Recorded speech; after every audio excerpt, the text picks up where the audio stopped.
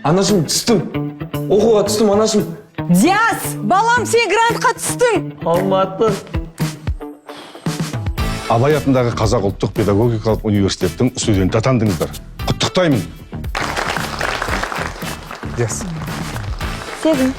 Бұл тапсырманы дұрыс орындамасаң, жазғы семестрде кездеседі екенбіз.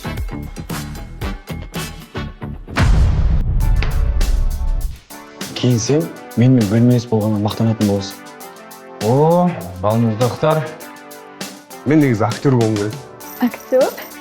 Ол ақынның күні сендерге қарап болған жоқ. Міне сахна, сендегі образдың қай деңгейде екенін көрейік. Бұл ғашықтықтың бірінші белгісі.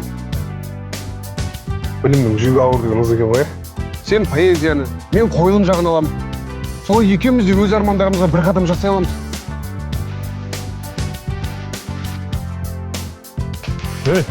Сендер не істеп жатырсыңдар?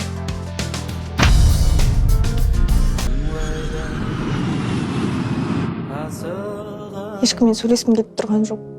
Нендей күш күннің нұрын. Мұқан, не болды саған, Мұқан?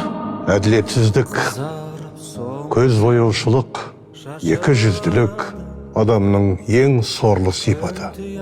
Қоғамды өзгерту өзіңнен басталады, қарағым.